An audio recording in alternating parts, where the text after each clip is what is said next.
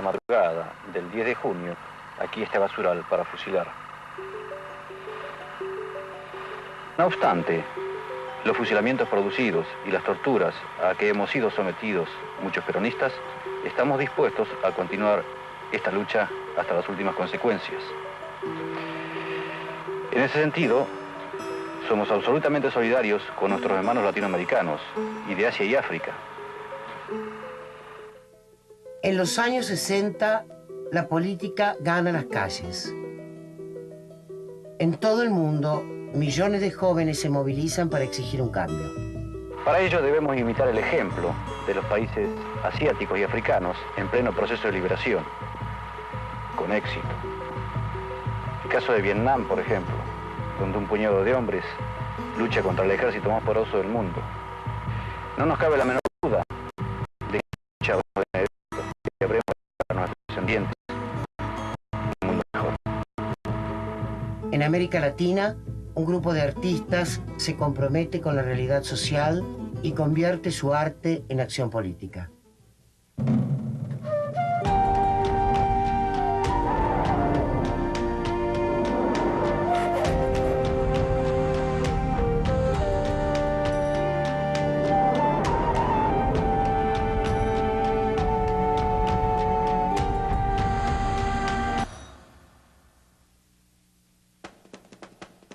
En la década de los 60, la Guerra Fría se instala en territorio americano. La idea de una revolución socialista se hace fuerte en Cuba y se expande por todo el continente. Para unos, como una amenaza. Para otros, como una esperanza. Que no se puede confiar en el imperialismo, pero ni tantito, nada. El gobierno revolucionario cubano organiza un fuerte aparato de difusión y propaganda para sumar apoyo popular a la causa. Se estimula la creación de afiches y carteles callejeros que transmiten al pueblo las ideas de la revolución. El cartel cubano o la gráfica cubana, lo mejor que tenía era la parte dedicada al comercio o la parte dedicada a la cultura. Ahora, en lo político era muy, muy malo. Cuando la revolución triunfa en el año 59, esto se invierte un poco y comienza el cartel político a cobrar un auge tremendo porque había que movilizar a la gente, reafirmar la revolución, trabajar en montones de campañas. El cartel cubano se convirtió en una especie de imagen de la revolución, de imagen gráfica, imagen plástica, y recorrió el mundo entero. Este es de Raúl Martínez, pero este es un pintor cubano notable que está ahí en el museo, uno de los grandes pintores cubanos. El otro grande yo pienso que es Alfredo Rosgar, y yo creo que es el cartelista más emblemático de ese periodo. Incluso hasta hoy es insuperable. El famoso cartel de la canción Protesta, la rosa sangrante que tiene una espina que te pincha, que te puede... Es una rosa, pero cuidado, ¿no? Por eso es una síntesis tan extraordinaria, ¿no? De lo que puede ser la canción y lo que puede ser el arte también, ¿no? Es una influencia del arte psicodélico que también fue fuerte en esos años con el pop.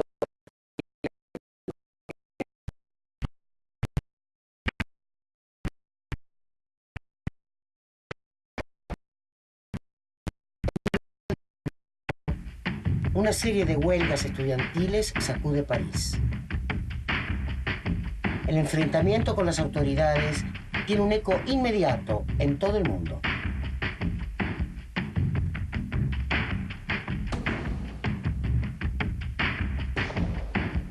Pocos meses después, en México, los estudiantes universitarios se movilizan en diversas ocasiones.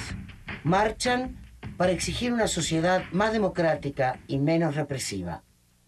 También en 1968, con motivo de los Juegos Olímpicos que se desarrollarían en la Ciudad de México, el gobierno invita a distintos artistas a participar del Salón Solar. Las clases medias, los intelectuales, los universitarios, concebían el Estado como el enemigo a vencer. Como resultado del conflicto estudiantil, un grupo de artistas decidió no participar en el salón oficial, el salón hecho para la Olimpiada. Este es el salón independiente. ¿Qué es? Esto que está aquí. Gentes como Manuel Felgueres, Vicente Rojo, Kazuya Sakai, Felipe Ehrenberg, Marta Palau, Helen Escobedo, Arnaldo Cohen, etc. O sea, hay un conjunto muy importante de artistas que se sustraen del Salón Solar. 10 días antes de la inauguración de los Juegos Olímpicos, los estudiantes universitarios encabezan una gran manifestación opositora. El gobierno ordena una feroz represión que deja un saldo de más de 100 manifestantes muertos. Este hecho pasará a la historia como la matanza de Tlatelolco. Poco tiempo después de la Olimpiada y la matanza, se manifiesta en una exhibición que tiene lugar en San Ángel, en un recinto no tradicional, un recinto paralelo, y en otros dos salones, en el año 1969 y 1970.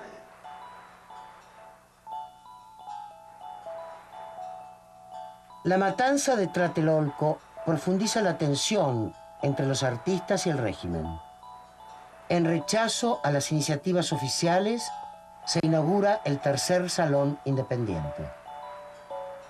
Particularmente el tercer salón es muy importante en ese sentido, porque ante la falta de recursos, la convocatoria del tercer salón que ocurrió en este museo, en el MUCA, contenía la expectativa de que todas las obras fueran hechas de papel. Y entonces, por consiguiente, los artistas subordinaron sus estilos particulares a la necesidad de una intervención que en sí misma se consideraba efímera. Un ejemplo de esto es, por ejemplo, la pieza Alquimia de Marta Palau, que es una instalación que, por un lado, está refiriendo a una iconografía muy típica del momento, que es el interés que existe por el ocultismo y por los saberes mágicos, con una producción en materiales perecederos, en este caso el papel periódico, pero que además fue una obra que incluía la aspiración de generar una especie de híbrido entre la pintura y la escultura que tuviera una condición.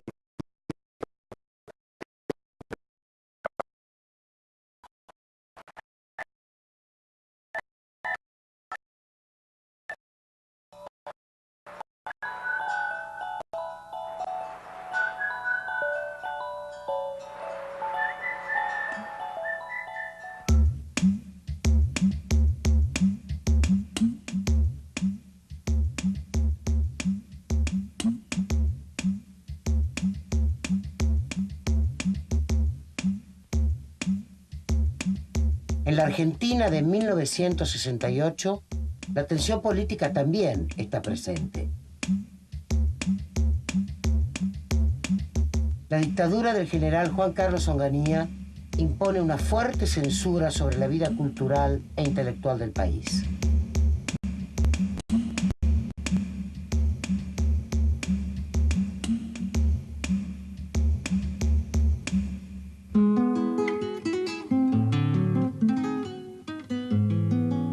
En este clima de autoritarismo y represión, nace en la ciudad de Rosario el Grupo de Arte de Vanguardia. Comprometido con la realidad de su tiempo, organiza happenings e intervenciones artísticas como forma de resistencia. Creo que para nosotros fue así muy impactante todo lo del Mayo francés, ¿no?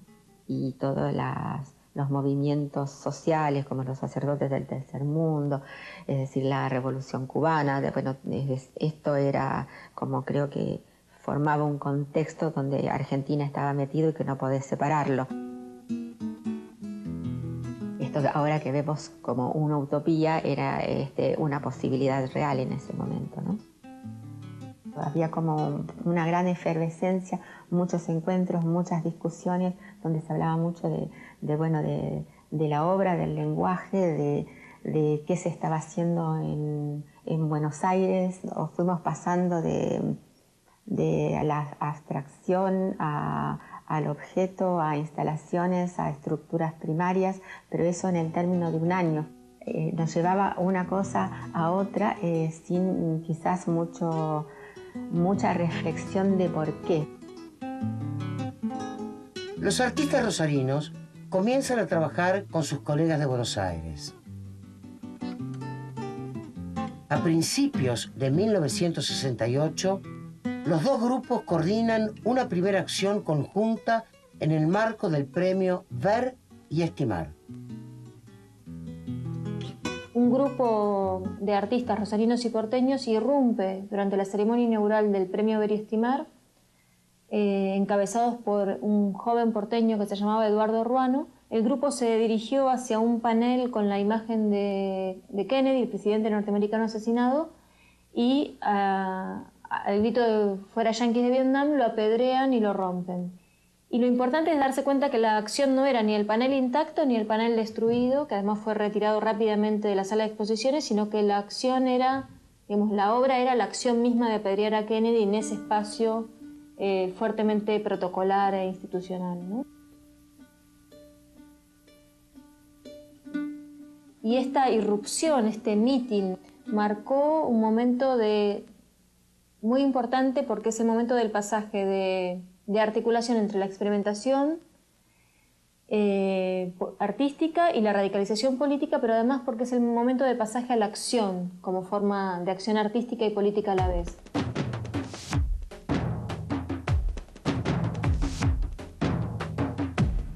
Salirse de las galerías, alquilar un local en una galería comercial y de esa manera autogestionarnos, armar nuestras propias muestras, nuestros montajes, hacer toda la publicidad, escribir nuestros textos, ya eso nos ponía en una situación de autonomía frente a todo el sistema y en la búsqueda también de un nuevo público.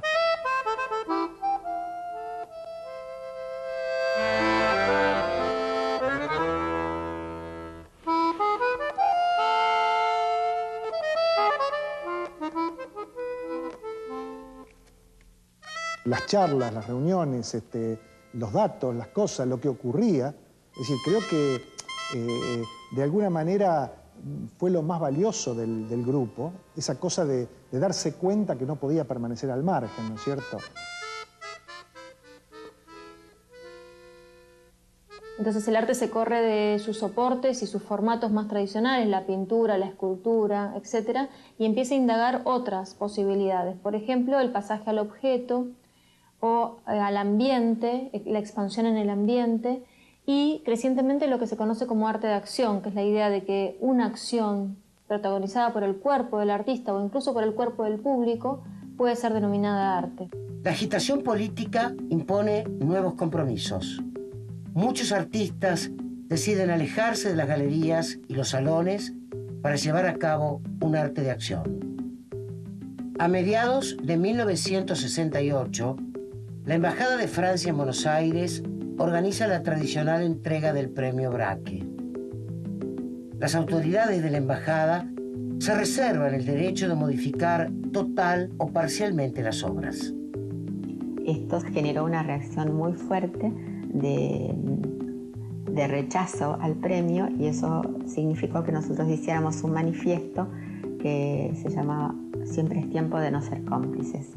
Y allí planteamos nuestro rechazo a participar en cualquier otro tipo de premio, salón, que tuviera, digamos, que tuviera una relación con gobiernos o con el capital o con, digamos, o con el imperialismo, etc.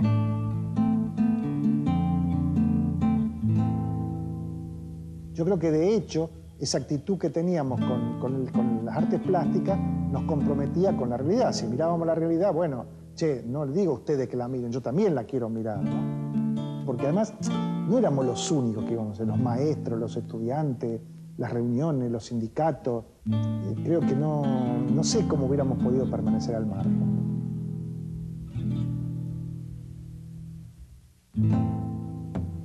Con el pasar de los meses, la causa de los artistas confluye con los intereses de intelectuales, de trabajadores y de estudiantes. El grupo de arte de vanguardia de Rosario estimula el clima de agitación con sus propuestas innovadoras. Las primeras obras eran como obras también sumamente interesantes y donde desde el lenguaje se estaban planteando quiebres, como la de Norberto Puzo, lo que fue el primero, donde él puso todas una sala, hizo como una sala de un auditorio con sillas, pero las sillas, en vez de mirando hacia adentro, miraban hacia la vidriera. La gente se sentaba y, bueno, aquel que quería ver lo veía, o que quería comprender lo comprendía, que era lo que sucedía en la calle, ¿no? Que ya el arte no estaba más en los salones, ni en las galerías de arte, ni en los museos. El arte estaba en la vida. Mucha gente se sentaba y esperaba, ¿no? Esperaba un rato que pasara algo. Y por supuesto, cuando no pasaba nada, o sonreía o se enojaba. Más que sentarse a esperar que pase, había que tomar la iniciativa, levantarse e irse a la calle, porque ahí sentado no iba a pasar absolutamente nada, ¿no?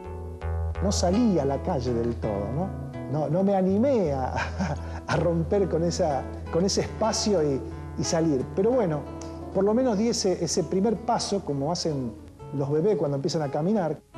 De hecho, la experiencia culminante fue la de Graciela Carnevale, que en octubre del 68 llamó a una nueva inauguración de su experiencia. El público se reunió dentro de la galería esperando que algo aconteciera, ya acostumbrado a que acontecieran cosas muy raras y fuera de lugar. Y la artista lo que hizo fue encerrar con un candado al público dentro de la galería. Se fue. Para poder liberarse, los que estaban adentro iban a tener que ejercer también un acto de violencia, que era romper la vidriera para poder salir.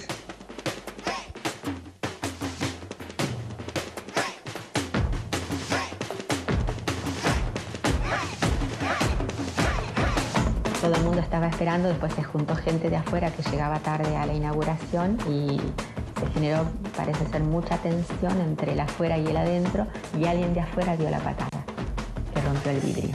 Yo considero que esa fue una obra así como muy fuerte y muy política, porque tiene que ver además con poner al público en un lugar no de recepción solamente, sino de protagonista. Para mí es una obra fundamental y que además creo que tiene que ver con este crecimiento que nosotros hacemos en tan pocos meses, de mayo a octubre, ¿no? Con este desarrollo, esta toma de conciencia que en tan poco tiempo se va acelerando, ¿no? Donde todos nos vamos comprometiendo con lo que estamos haciendo, incluido que en todo ese tiempo, paralelamente, estamos pensando, construyendo, imaginando Tucumán Arde, ¿no?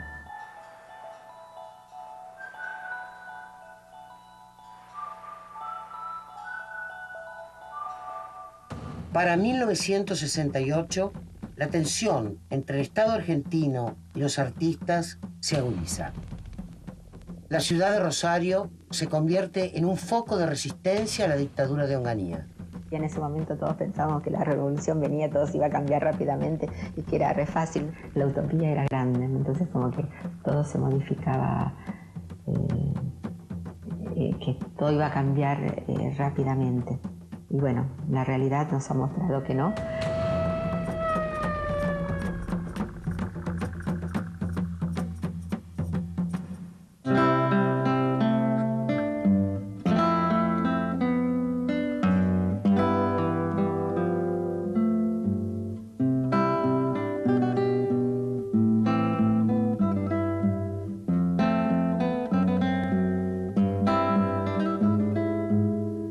Nos habíamos acercado a la CGT de los argentinos y Rodolfo Walsh también fue un foco de atracción muy importante, y también en ese momento fuimos tomando conciencia de la necesidad de abrir un poco la circulación del arte hacia otro tipo de público. Y uno de los puntos de lucha de la CGT era relacionado con lo que estaba pasando en Tucumán. En este momento, comparar la situación de los trabajadores tucumanos es completamente desastrosa. Tenemos 24.000 trabajadores desocupados, fábricas cerradas, inmigrantes en este momento a otras provincias. Era como el tema o el problema más álgido en este momento a nivel social, pero que estaba totalmente tapado por los medios. Es decir, no se hablaba en realidad de la dimensión que tenía el problema. Mi nombre es Leandro Fote, secretario general del Sindicato de San José. Yo lo que le puedo decir a ustedes, que hace 4 horas me he salido de la cárcel, donde me han privado de la libertad por encabezar las luchas de los trabajadores. Personalmente podría decir que yo opiné que había que ir al lugar peor de la Argentina, había que tenerlo en cuenta, pero no había que mirarlo desde Buenos Aires, sino había que ir allá. Y decíamos, bueno, sí, Tucumán, pero ¿Tucumán qué? Y bien, yo dije Tucumán arde. Entonces lo que los artistas, en base a tomar este punto del programa de la CGT, deciden es generar un operativo de contrainformación que develara las verdaderas razones de la crisis y también pusiera en evidencia las condiciones terribles de vida a las que estaba sometida la gran mayoría de la población tucumana. Luego de los preparativos, el grupo entra en acción en octubre de 1968, cuando varios de los artistas parten a Tucumán. Se graban entrevistas, se sacan fotos y todo ese material diariamente se mandaba a Rosario, de manera que si había algún tipo de represión el material no se perdía. Y acá parte del grupo que había quedado organizaba la muestra, porque inmediatamente a la semana se abría la muestra. Mucha gente identifica que yo fui a Tucumán como fotógrafo porque, bueno, luego trabajé de fotógrafo, pero en realidad tomé una camarita prestada, creo que una Voigtlander, y no había una actitud estética o estetizante de la mirada para hacer esa foto, a ver cómo saco esta foto. No, era simplemente tomar la cámara y registrar. Lo mismo que quien iba con el grabador, no había una cuestión, era un sociólogo que hacía determinadas preguntas para que respondieran o para analizar. No, era una charla con la gente, ¿verdad? Es decir, yo creo que esa frescura es lo que también le da un carácter a Tucumán Arde. Viajan a la provincia 2 veces, realizan una investigación in situ a través de todos los procedimientos a su alcance, entrevistas, encuestas, filmaciones, fotografías, tratan de documentar a través de todas las vías a su alcance entonces los verdaderos factores de la crisis tucumana. Un grupo se quedó en Rosario y iba procesando esa información, la iba organizando y a la vez iba haciendo un operativo de publicidad, de incógnita muy fuerte a través también de ciertos procedimientos tomados de la gráfica publicitaria o de la gráfica política. Por ejemplo, empapelaron todas las inmediaciones de Rosario con un afiche que tenía solamente impresa la palabra Tucumán. Y lo que intentaban con eso era generar en el público masivo una inquietud sobre eso que se estaba publicitando que no se sabía qué era. Era gente muy diversa, es decir, que llegó a una situación y en un desarrollo grupal llegó a una instancia donde, bueno, se plantearon una obra, pero donde muchos no eran demasiado conscientes de lo que estaba significando la obra. Tal vez lo más importante es el planteo completo, ¿no? El planteo completo de cómo se puede concebir una obra en forma conceptual, lo que significó trabajar con los medios, trabajar con la calle, armar una campaña, es decir, poner la palabra Tucumán en las calles, trabajar con una institución a partir de un programa como la CGT de los Argentinos, ir y mentir en Tucumán presentándose, digamos, como un grupo que estaba haciendo una bienal de vanguardia para que mientras las autoridades las recibían, ¡ay, qué bien, todo lo que van a hacer! Es decir, otro sector vaya a hacer los trabajos de campo para poder, digamos, tener las grabaciones y sacar las fotografías y obtener la información.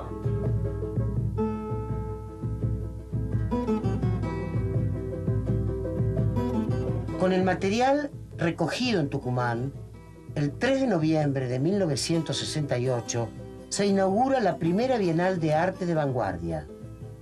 Como símbolo de la unión entre artistas y trabajadores, la muestra se lleva a cabo en la CGT de los Argentinos de la ciudad de Rosario.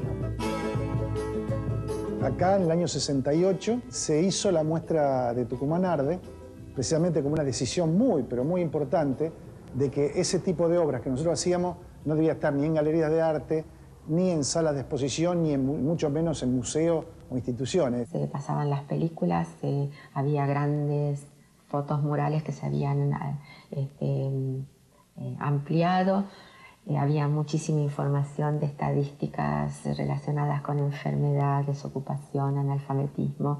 Era bien una denuncia de la situación y se generaban también ciertas cosas experienciales como apagar la luz cada tanto tiempo para que era cada tanto que se moría un chico en Tucumán por desnutrición o tomar el café amargo. La obra como tuvo una repercusión en un público no habituado a las muestras de arte experimental, un público vinculado al sindicalismo combativo, estudiantil, etc. que se vio afectado, no solamente como público, sino que intervino. Muchos activistas que no se decían artistas intervinieron directamente en la realización de la producción. El núcleo que firmó la obra eran más de 40 personas, de las cuales solamente algunos eran artistas. El Tucumán Arde es un movimiento artístico que, si bien no pudo hacer lo que pretendía, es decir, en ese momento se pretendía que el arte colaborara con la política de una forma muy fuerte. Quedó como un hito dentro del arte porque fueron un grupo de artistas que se preocupó por un problema social. Y el arte no eran cosas bonitas, sino informaciones sobre esto y videos y grabaciones de entrevistas. Fue un movimiento muy interesante que tiene actualmente una buena influencia en los grupos de arte callejero y de arte político que hay ahora, ¿no? El alto contenido político de la muestra inquieta al gobierno militar, que impide su presentación en Buenos Aires. Como consecuencia de esta repentina suspensión, el grupo de arte de vanguardia se disuelve. Muchos de sus integrantes se alejan del campo artístico para dedicarse de lleno a la acción política. Otros, incluso, pasan a la clandestinidad. ¿Qué iba a pasar después de Tucumán Arde? ¿Qué otra obra se podía hacer? ¿Podíamos seguir siendo artistas después de eso? A mí me hizo cambiar totalmente mi forma de pensar, mi forma de pensar el arte, de pensarse uno como artista, de pensar el rol del artista. Yo me retiré por 8 años y no quise volver a las salas de exposición. Por supuesto, seguí trabajando. Fui a trabajar políticamente y en La Matanza. Seguí haciendo arte político en el 72 y después en el 76, ya cuando la dictadura, me fui a Brasil. Ahí me puse a hacer arte abstracto.